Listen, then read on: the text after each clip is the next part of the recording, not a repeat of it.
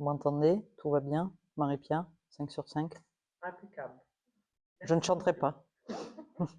Je vous préviens d'avance. Ça fera partie des questions du coup.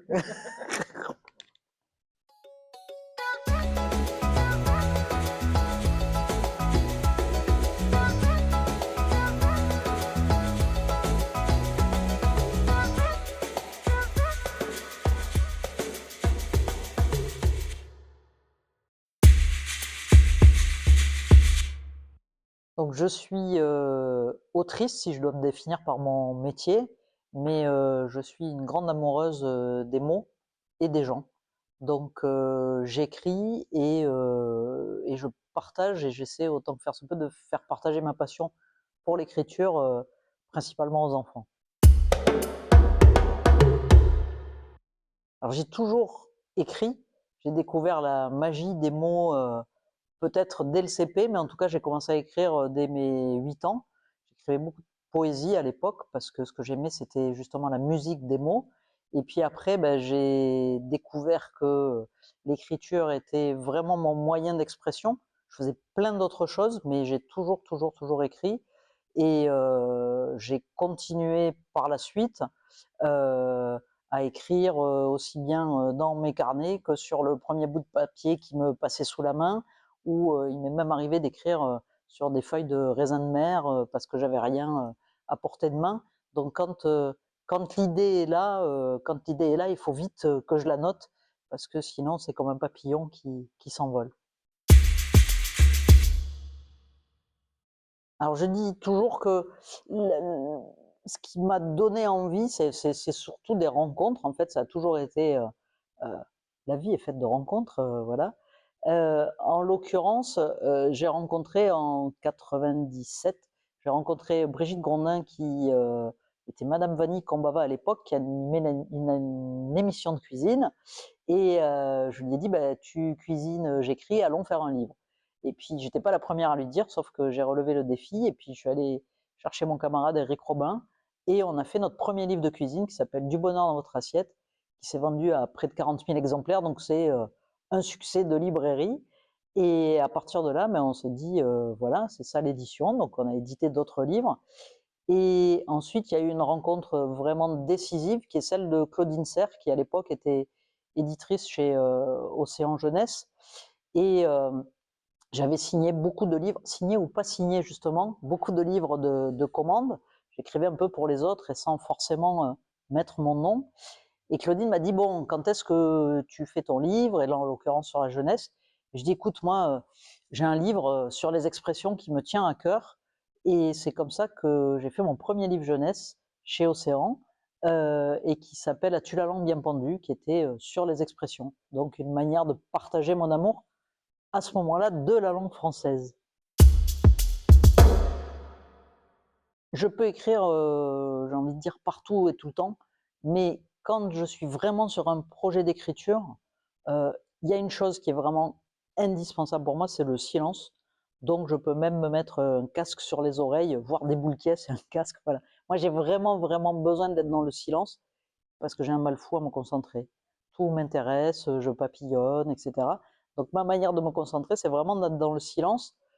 J'aime bien du coup écrire, je peux écrire sur un carnet, mais quand j'ai vraiment un projet d'écriture, j'écris sur mon ordinateur, dans le silence, et il faut que je sois seule dans la pièce, ça c'est indispensable, voire seule dans la maison, voilà. Et, euh, et après, quand je suis vraiment dans ma bulle, là je peux me laisser aller, et je peux effectivement écrire. Alors, j'écris dans mon bureau. Je travaille toujours à la maison à part quand je fais des ateliers. Donc, j'ai la chance d'avoir un bureau dans mon appartement. Donc, j'écris dans mon bureau et quand je vais en métropole chez mes parents, mais c'est pareil. Mon ancienne chambre d'enfant est devenue mon bureau. Donc, quand je vais là-bas, j'écris. Là où j'ai écrit mes premiers textes, j'ai terminé mon premier roman il y a 2 ans dans cette même chambre. En fait, je suis curieuse de tout. Et ce que je dis souvent aux enfants, l'image que j'emploie, je dis que écrire une histoire, c'est un peu comme faire une recette de cuisine. Et donc, je leur dis, on mélange des ingrédients. Et donc je dis ces ingrédients, voilà, je remplis mon placard, là, je vais les piocher un peu partout, et ça peut être une rencontre, ça peut être bien sûr une lecture, ça peut être un documentaire, je regarde beaucoup de documentaires, je lis beaucoup de biographies aussi, et en fait, ça va être des petites idées prises un peu partout, et en mélangeant tout ça, ça va donner une histoire. Et c'est pas toujours fait de façon consciente. Voilà, il y a une étincelle qui se produit, puis j'ai envie de tirer ce fil, de raconter cette histoire. Et après, en y regardant de plus près, ou souvent c'est quand je rencontre des élèves et que eux me disent ah madame, mais tu as fait ça, ça et ça. Par exemple, sur mes albums jeunesse, c'est des enfants qui m'ont fait remarquer que mes histoires commençaient mal mais finissaient bien. Et je crois qu'effectivement, je peux pas nier, c'est ce que je leur dis, je ne peux pas nier la difficulté de la vie, mais par contre, je pense que à travers l'écoute, à travers la solidarité, à travers l'expression, on peut arriver à résoudre un certain nombre de choses. Alors mon dernier livre, ils sont deux. Il y a, pour la première fois, j'ai écrit un roman, un roman pour les adultes, qui s'appelle Brown Baby. En gros, c'est un roman qui est sur fond de racisme et de métissage. Et donc ça, c'est vraiment quelque chose qui est très ancré en moi et qui me tient à cœur. Parce que c'est quelque chose qui dépasse mon entendement, le racisme. Et l'autre livre, c'est un peu une boucle, mais c'est un livre qui s'appelle Expressions mélangées. Et effectivement, j'ai commencé par As-tu la langue bien pendue en jeunesse. Et là, quand j'ai sorti ce livre, je vous parlais de mon amour de la langue française. Et puis, il y a une deuxième langue aussi que j'aime particulièrement, et pour cause, puisque l'endroit où j'ai le plus vécu au monde, c'est la Réunion, c'est le créole. Et donc, l'astuce que j'ai trouvée, j'ai mis des années à la trouver, c'était de mettre en parallèle une expression imagée en créole et une expression imagée en français. Donc, c'est duo d'expressions. Je vous donne juste un exemple, c'est travail pour la peau patate et travailler pour des prunes. Et je trouvais ça très amusant qu'il y ait cette proximité entre les langues. Alors ça dépend quand va être diffusé, le reportage sur les réseaux, mais parce que c'est un des concurrents du prix Métis. Et j'ai lu, ça a été une découverte fabuleuse, le premier roman de Éric Chacour qui s'appelle Ce que je sais de toi. Et ça, c'est vraiment mon dernier coup de cœur. Et c'est un livre que j'ai trouvé d'une poésie, d'une sensualité, il a une écriture magique. Et voilà, j'ai adoré cet ouvrage. Après, je pourrais vous parler de dizaines et de dizaines d'ouvrages, mais celui-ci, là, récemment, c'est un des derniers que je viens de lire et ça a été vraiment une très très grande émotion. Alors, ma recette créole préférée, au risque de décevoir certains, je ne mange pas de rougail saucisse parce que je suis végétarienne. Moi, je crois que un de mes...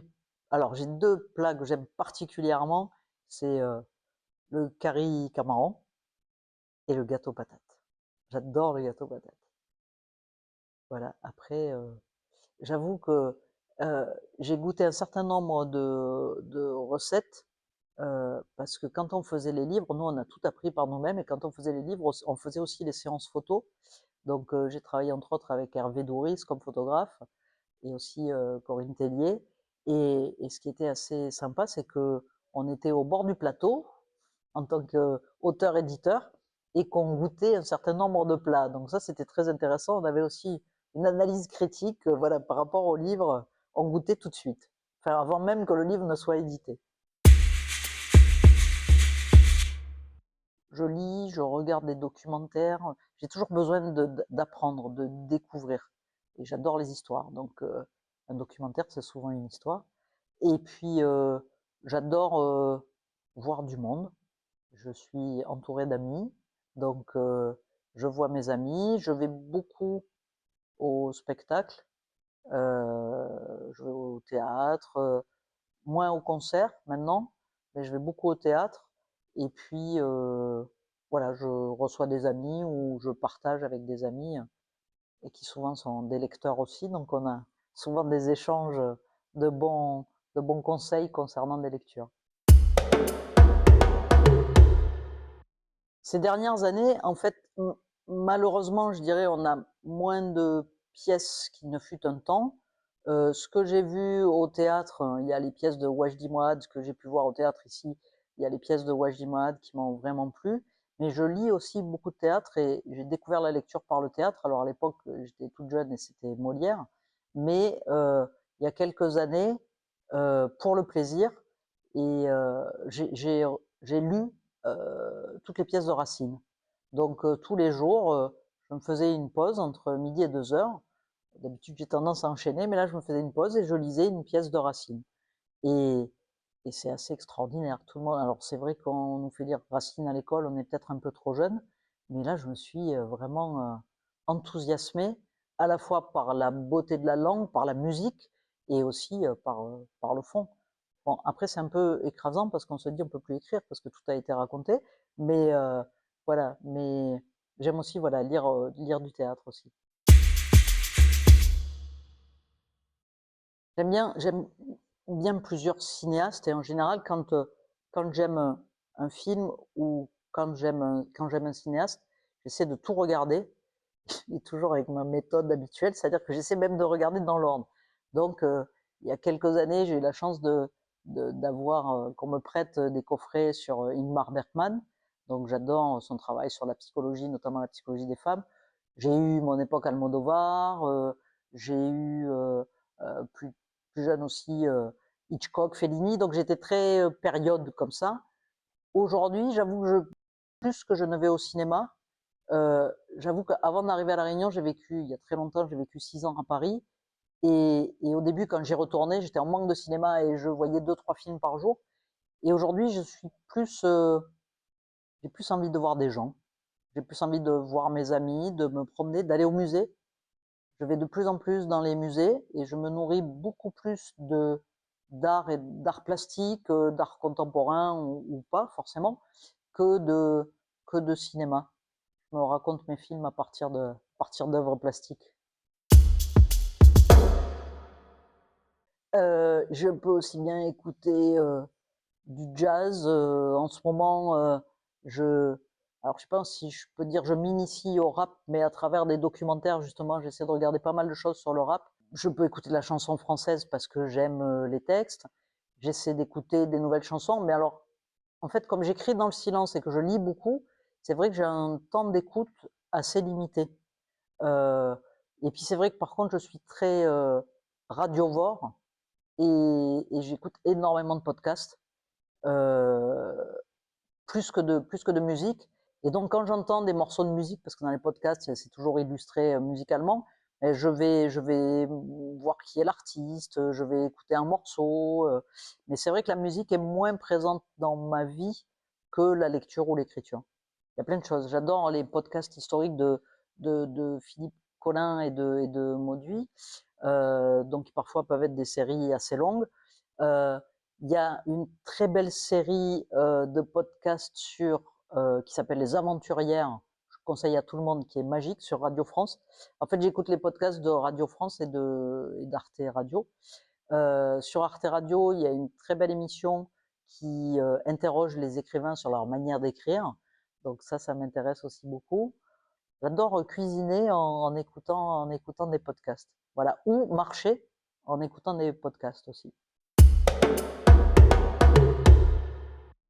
Je sais pas, je réponds toujours avec mon cœur. Donc, quand on me pose une question, même si on s'adresse à mon esprit, ben, j'essaie d'y répondre avec toute ma spontanéité. Et j'y réponds toujours très honnêtement. Parce que parfois, les enfants me posent des questions. Je reviens toujours aux enfants, mais parce que je travaille beaucoup avec eux. Ils me posent des questions qui parfois peuvent paraître déplacées. Je vois les enseignants qui font les gros yeux et je crois que ce qui est important, c'est de pouvoir donner des réponses à des questions, quelles qu'elles soient. Parce que si quelqu'un se pose une question, que ce soit un adulte ou un enfant, c'est jamais neutre.